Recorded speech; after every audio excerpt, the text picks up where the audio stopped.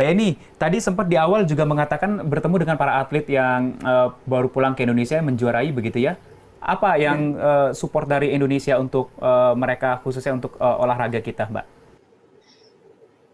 Panjat tebing ini kan masuk dalam salah satu dari cabang olahraga andalan kita saat ini dan menjadi salah satu cabang olahraga prioritas. Jadi memang support dari pemerintah cukup kuat. Ya. Nah, atlet-atlet panjat tebing kita memang saat ini sedang sangat diperhitungkan ya, prestasinya kuat luar biasa, menjadi atlet-atlet yang diperhitungkan di papan atas dunia ya. Dan kemarin mereka baru saja meraih medali emas dan medali perak di kejuaraan kompetisi World Cup ya di Salt Lake City di Amerika ya. Di mana mereka bukan saja meraih medali emas dan perak tetapi juga bisa memecahkan rekor dunia dalam bidang speed atau kecepatan. Nah, jadi ini kan anak-anak saya nih sekarang nih, karena saya ketua umum Federasi Panjat Tebing, jadi saya bangganya luar biasa ya. Mereka kayak Spider-Man, loncatnya cepet banget atau udah sampai Iya, atas gitu. dalam sekian waktu detik sudah bisa mencapai atas ya, Mbak ya. Betul, kalau mereka panjat tebing, padahal ketuanya cuma bisa panjat doa. Ada target nggak untuk selanjutnya mungkin kalau saat ada pertandingan lagi begitu, Mbak Eni? Ya, jadi beberapa minggu lagi mereka akan ikut World Cup di Swiss, ya. Setelah itu ada di Seoul, dan nanti ada World Cup yang terakhir itu di Jakarta, Mbak bulan Eni ikut Oktober ke Swiss nanti. nanti? Kalau Swiss mungkin saya tidak ikut, ya, tapi salah satu kejuaraan. Tapi dari kita kan ada coach juga ikut, ada pelatihnya juga yang mendampingi semua. Nah, tentu dalam setiap kejuaraan itu target kita adalah menang medali emas atau perak. Selalu harus meraih medali. Ketika Minimal mempertahankan untuk saat ini yang telah dicapai ya. betul, kalau bisa memecahkan rekor dunia lagi bagus. Tapi kalau nggak bisa minimal bawa medali. Minimal bawa medali, iya betul, Iya. betul sekali. Oke, baik Mbak Eni, kita berbicara mengenai masalah hal yang lain, yang ini juga sangat apa ya?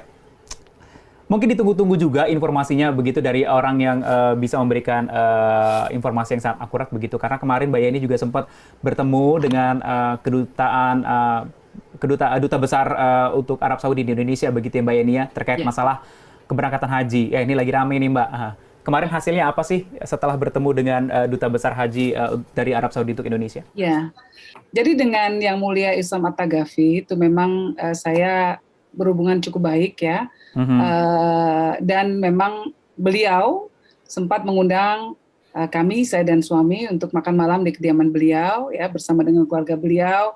Lalu kemudian saya juga mendampingi beliau minta ditemenin untuk bertemu dengan Bapak Menteri Koordinator Bidang Maritim dan Investasi Pak Luhut Panjaitan ya, karena memang mau bicara soal investasi Saudi di Indonesia. Memang ada ketertarikan besar dari pihak Kerajaan Saudi untuk bisa masuk dan berinvestasi di banyak bidang di Indonesia, terutama untuk bidang energi terbarukan. Nah, kemudian tentu kalau ketemu dengan Pak Isam, saya selalu tanya, gimana dong soal visa haji, gimana dong kuotanya kita dapat berapa gitu. Nah, beliau memang menegaskan bahwa sampai titik ini belum ada keputusan dari Kerajaan Saudi untuk membolehkan jamaah non-Saudi masuk ke Saudi dalam pelaksanaan ibadah haji tahun 2021 ini. Jadi belum ada keputusan, ini bukan cuma soal Indonesia, tapi ini semua negara di dunia kecuali Saudi. Jadi bisa ada kemungkinan untuk penyelenggaraan haji seperti tahun lalu, Mbak Eni, untuk warga Indonesia tapi yang menetap di Saudi, begitu? Bisa saja begitu, hanya mukimin saja. Jadi orang yang mau mukim di sana. Jadi bukan orang dari luar negeri, ya. Jadi warga negara asing yang memang sudah di Saudi boleh, tetapi kalau dari luar negeri yang tidak boleh. Pertimbangannya apa sih Mbak kira-kira? Ataukah memang terkait masalah pandemika atau terkait masalah ada hal-hal lain di luar pandemika yang memang ada mungkin sangkut paut dengan yang lain begitu sehingga keberangkatan haji ini masih belum ada pengumumannya seperti itu?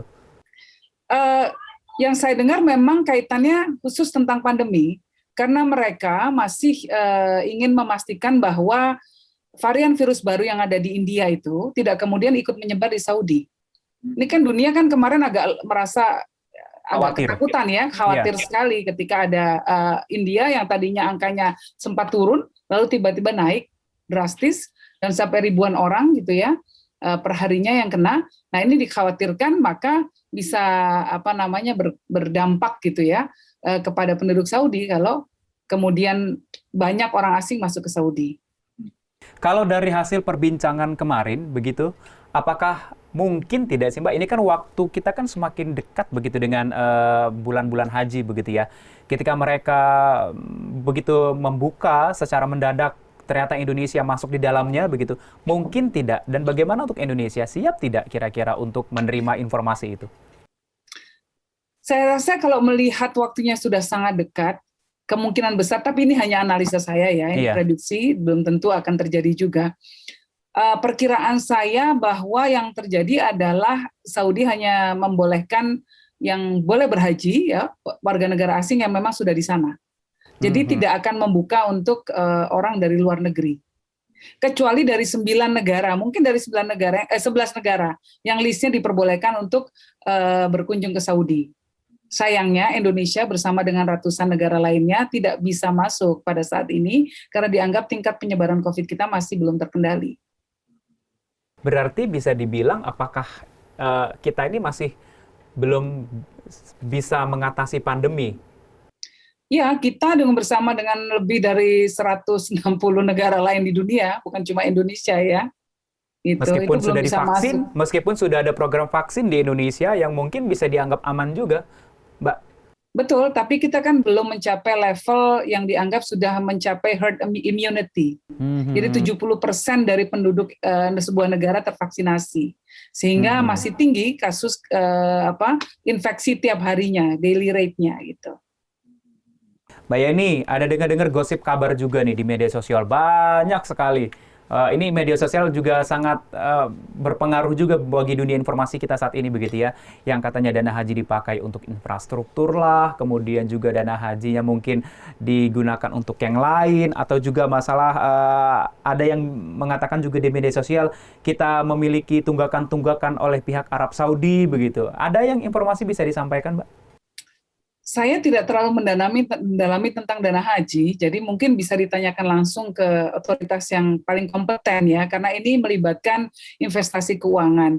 Tetapi seharusnya dana haji itu ditempatkan dalam investasi yang tidak beresiko, karena ini berkaitan dengan keberlangsungan